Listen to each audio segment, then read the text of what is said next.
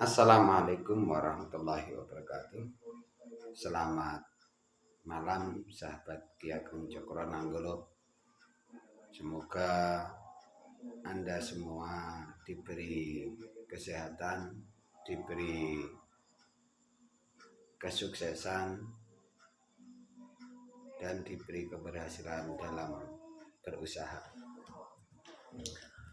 Pada kesempatan malam hari ini saya akan mengetengahkan sebuah video tentang pertanyaan yang jarang sekali diketahui oleh kita para manusia. Sebab pertanyaan tersebut berhubungan erat dengan kita sebagai manusia atau sebagai khalifah yang ditugaskan oleh Allah SWT menjadi pemimpin di muka bumi. Terkadang kita sendiri juga tidak tahu jawabannya. Maka ketika teman-teman sekalian ditanya siapa manusia itu, maka kita akan kesulitan untuk menjawabnya. Coba teman-teman jawab sendiri, siapa manusia itu?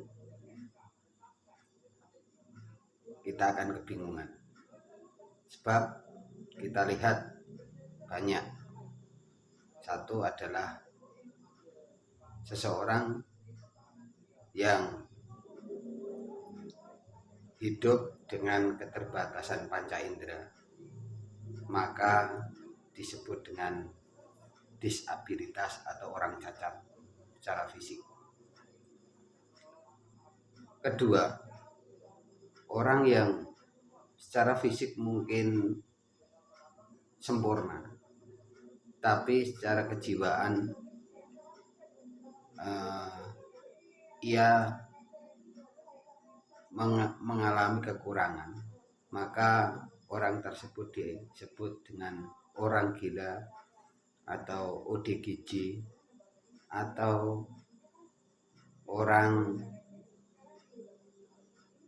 yang tidak waras. Terus yang ketiga, orang yang masih kecil atau anak-anak kecil ini juga termasuk dalam kategori manusia. Tapi karena akalnya dan pengetahuannya masih minim dan kurang, maka disebut dengan anak. Ya, dan yang terakhir adalah orang yang rohnya itu sudah tidak ada, maka disebut dengan orang yang sudah meninggal dunia atau orang yang sudah mati. Dari beberapa contoh, 4 contoh yang saya kemukakan tersebut, mari kita bahas pertanyaan tentang siapa itu manusia atau apa itu manusia. Coba teman-teman analisa sendiri sebelum saya jelaskan sesuai dengan batas pengetahuan yang saya ketahui. Manusia itu siapa? Ketika kita kesulitan untuk mendefinisikan manusia, maka hal yang terakhir yang harus kita lakukan adalah kembali kepada kodrat kemanusiaan, yaitu firman Allah atau sabda Nabi kita Muhammad SAW. Kali ini saya akan mengingat sebuah hadis, al-insan makhlul khata wa nisyan. Manusia adalah tempat lalai dan lupa. Kalau kita belajar tentang ilmu tata bahasa, tempat adalah tempat lalai dan lupa. Itu berarti manusia itu ada yang menempati. Terus yang menempati itu siapa? Yang ditempati siapa? Yang disebut manusia itu siapa? Pertanyaannya kan ada beberapa pertanyaan yang timbul dari hal tersebut. Oke, kita bahas satu persatu. Kalau orang Jawa itu menyebut sedulur papat limo pancar. Jiwa, raga, roh lan sukmu. Nafsu itu adalah bagian jasad halus dari manusia. Roh, sukmu, jiwa lan nafsu iku jasad halus sangka manungsa. Panggonane disebut jasad. Ketika jasad halus ini pergi, maka orang tersebut dikatakan meninggal. Oke, ini dari filsafat Jawa sudah kita ketahui bahwa manusia adalah yang disebut manusia, jemlegernya orang ini dengan jasad halusnya itu adalah manusia. Mari kita bahas satu-satu. Yang pertama, komponen dari manusia dari filsafat Jawa tersebut kita hubungkan dengan apa yang kita ketahui dari keyakinan sebagai seorang muslim. Maaf sahabat, ketika saya bicara soal muslim ini tidak mengesampingkan sahabat-sahabat yang di luar agama Islam, tapi saya yakin semua bertujuan untuk kepada Tuhan Yang Maha Esa. Yang pertama adalah roh. Roh itu adalah komponen manusia atau nyawa. Ketika roh ini diambil, maka orang tersebut akan dikatakan meninggal.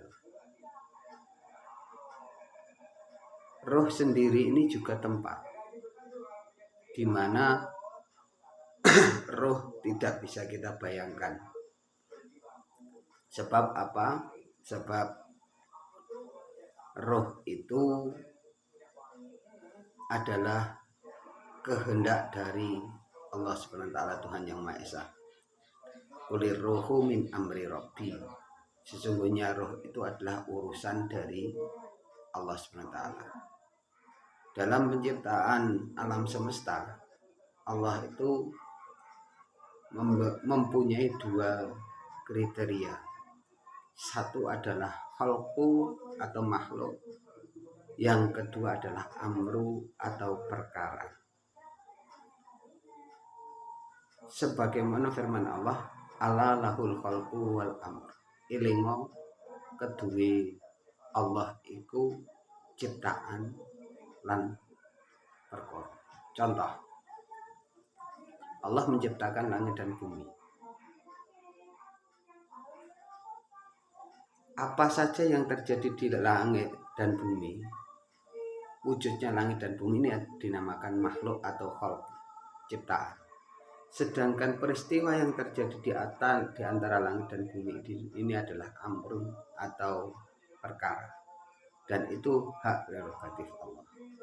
Ketika amrun dikatakan qulir ruhu min amri rabbi, maka kemampuan akal manusia tidak bisa menjangkaunya. Maka roh tidak bisa kita bahas. Tapi wajib kita yakini bahwa Allah itu menciptakan rohnya manusia bertempat pada jasad yang terlihat ini. Kedua adalah nafs. Nafs atau nafsu itu adalah komponen dari batin manusia atau jasad halus manungsa yang ada bermacam-macam. Kalau di dalam filsafat Jawa ada namanya lawamah atau sifat manusia yang menyerupai hewan. Nafsu menyerupai hewan, pengen makan enak, pengen berkembang biak, itu adalah sifatnya hewan. Terus ada yang namanya adalah amarah, nafsu amarah. Nafsu amarah itu adalah kemampuan manusia untuk ada semangat, ada kompetisi, ada keangkuhan, ada kesombongan di situ yang mirip dengan sifatnya jin atau mirip dengan sifatnya setan. Tidak mau kalah. Ini adalah amarah. Terus ada sufiah. Sufiah adalah sifat manusia yang seperti malaikat.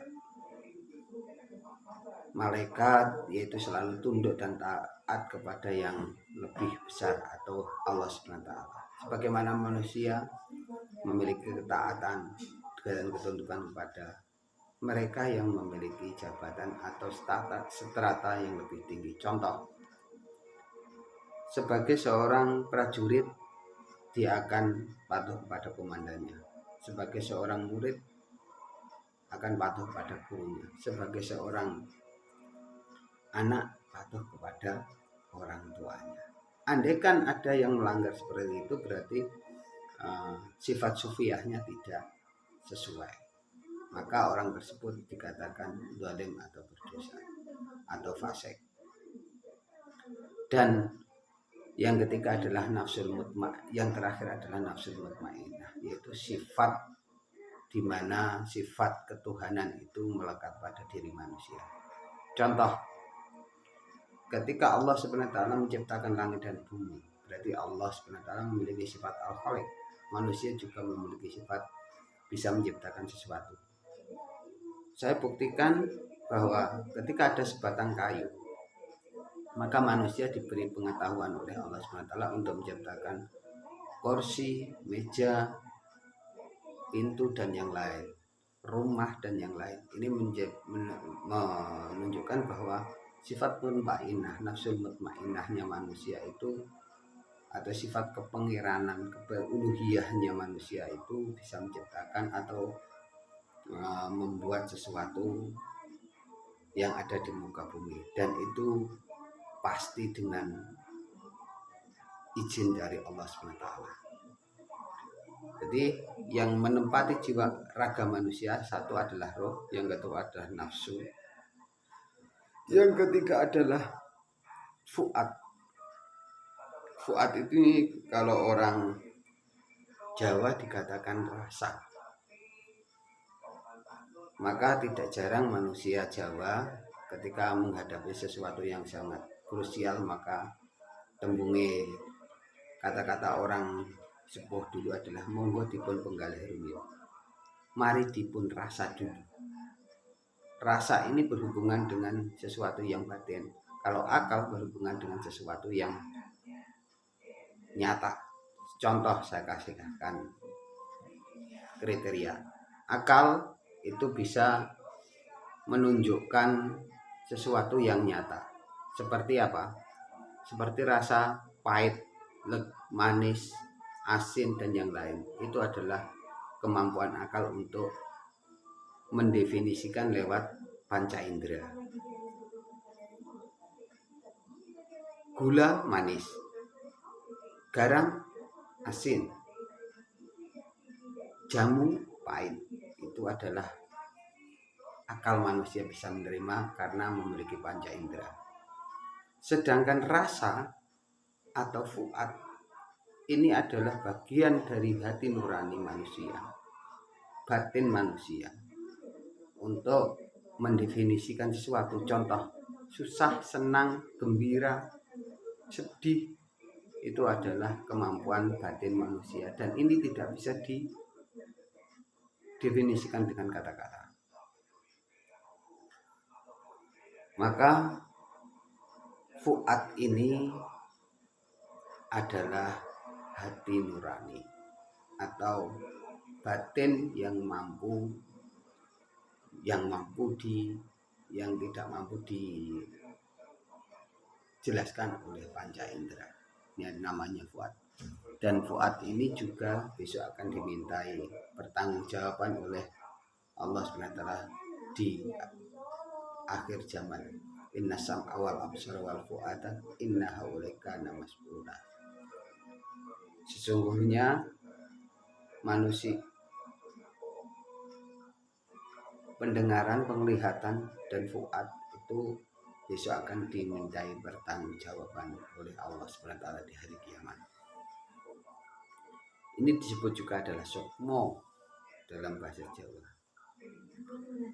Terus yang keempat adalah latifatul qalb atau hati nurani yang paling kecil. Maka manusia sedolem atau sebejat apapun, dia pasti akan bisa membedakan baik dan buruk. Contoh saja, sebelum ada agama baik Nasrani, Hindu, Buddha, dan yang lain, maka manusia bisa membedakan baik dan buruk. Mengambil hak orang lain, milik orang lain itu adalah sesuatu yang salah. Karena manusia memiliki latifatul qalb. Tanpa hati nurani pun, tanpa agama pun, manusia bisa membedakan baik dan buruk. Ini tadi pembahasan tentang manusia. Satu adalah jiwa atau raga manusia. Ini raga manusia. Di dalam raga manusia itu ada roh, ada nafs, ada latifah, ada fuad. 4 dalam roh, nafs, fuad, dan latifah. Ini adalah bagian batin manusia yang masuk ke dalam jasad manusia, dan ini disebut dalam filsafat Jawa adalah sedulur papat limo pancer. Sedulur papat limo pancer. Maaf bila dari pengetahuan yang sedikit ini nanti ada revisi dari sahabat-sahabat YouTuber, sahabat-sahabat Ki Ageng Cokronanggolo. Silakan komen di bawah deskripsi. Nanti kita diskusi tentang pengetahuan yang sedikit yang mungkin banyak salah ini. Saya membuka untuk direvisi para gus atau para kiai yang mendengarkan atau melihat video ini untuk memberikan bimbingan kalau memang ada benarnya itu adalah hidayah dari Allah SWT. Saya hanya berusaha untuk membagikan pengetahuan yang saya ketahui supaya bisa bermanfaat bagi banyak kalangan, bagi kita semua. Terima kasih, nantikan video yang lain di channel Ki Ageng Cokronanggolo yang akan membahas pembahasan tentang mocopat. Mocopat adalah membaca sedulur papat lima pancernya manusia dalam filsafat tembang Jawa. Terima kasih, jangan lupa like, komen, dan subscribe ya teman. Assalamualaikum warahmatullahi wabarakatuh.